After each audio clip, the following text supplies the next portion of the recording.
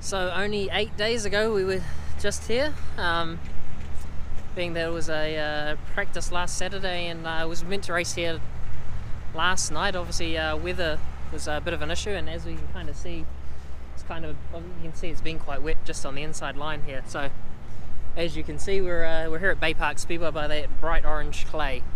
Very distinct, probably one place in the country that you could, if you've raced here, you've been there, because there's orange through everything in the car. So just out here on the infield doing a bit of a track inspection. I forgot my screwdriver, so no screwdriver test. But yeah, we're here helping with Keith mainly tonight, and Dean Cooper. He's also got their brand new car that we just put together here, so a different car to what they ran at practice. So that'll be quite interesting. But as we walk over the track, you can see that it's pretty sticky. That camera's a mess too. Hopefully that's a bit clearer for you guys, sorry. But yes, we obviously they've got, they're kind of doing a 3-heat deal, so there'll be 3 heats put on, and you're in 2 of them, and then you know, points for the feature. So we're a bit overcast, and there's a little bit of wind, but nothing too crazy. So it's actually doing a nice job of probably keeping the place dried out. Just that little bit of wind to keep everything moving. So but track looks like it's in good condition too. So they I don't know how much rain they had here overnight, but last night back at home up in Auckland we got quite a bit. So fingers crossed it holds in, and there's enough water where it needs to be, and it doesn't get too rough, and we kind of get 2 or maybe 3 good lines of racing. So we'll touch back in when we're back at the cars. Sprint car racing, Jimmy Seals book, talking about track conditions, and it's a picture of Ford walking the bottom, full well knowing he's going to rip the lip all night long anyway. Yeah, the caption says experienced or veteran drivers walk the track during the night. Check the track conditions out, and Jack walking along the pole line.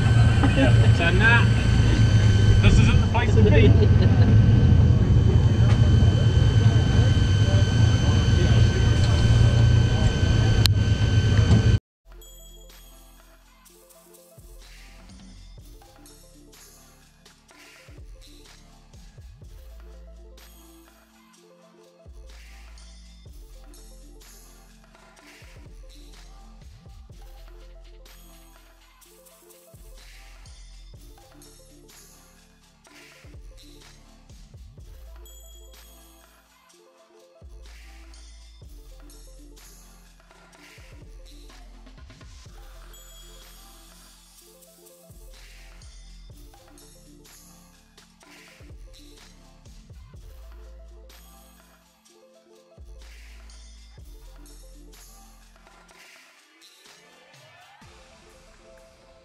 It's also not too late to thank the 30 people that subscribed this week. I made a comment last week that to the 55% of you that haven't subscribed yet, of our viewers, just drop below and hit that subscribe button. It's going to take us a little bit further in this whole thing with the YouTube thing that we're doing. So if we get to 1,000 subscribers, that'll be a big help. But yeah, thank you for the guys that have subscribed this week, and just a reminder too that it costs you nothing to subscribe. So all that we'll do is just every time that we put out a video, it'll either be in your feed, or you can ring the bell, and that'll give you an alert when we do release videos, so you know and get to see stuff as it happens. Yeah, so we're in awfully different conditions to where we were, I don't know, half an hour ago. Darcy with me. Yeah, he catches a bit of different weather up there, so he caught it before me. But we, as we can see behind us, it's ended up a little bit wet. Just had a little, I don't know, 10-minute shower kind of just passed through, so they just cancelled the first mini stock heat and put sprint cars back out after they warm up to start wheel packing again, and then they're going to send us straight out for this heat race. So just made some quick changes to the car, added an extra half churn of gas, and freed the car a little bit, because I'd say it's probably going to have a bit of moisture in it now.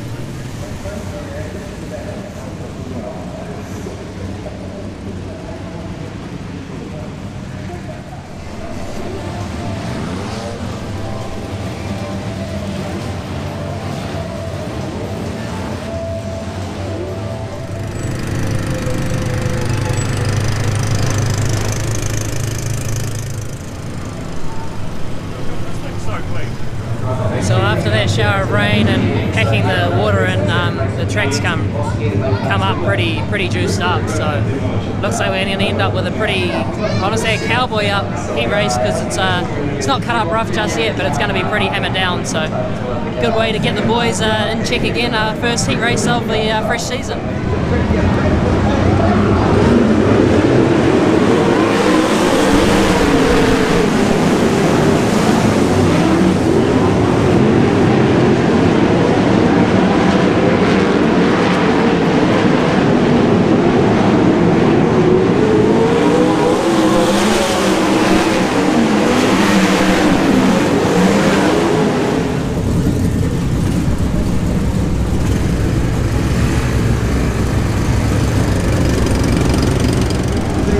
Been pretty busy between both heat races.